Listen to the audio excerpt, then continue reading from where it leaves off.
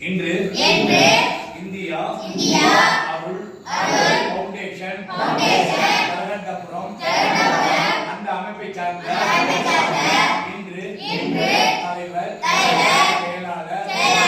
பொருளாளர், இணைச் செயலாளர், நிர்வாக உறுப்பினர்கள் அனைவரும் ஒன்றிணைந்து இணைத்தரசா கருணை இல்லம் காப்பகத்திற்கு வந்து மற்றும் புத்தாண்டு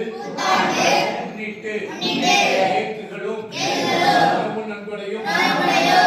பொருட்களும் இனிப்புகளும் மற்றும்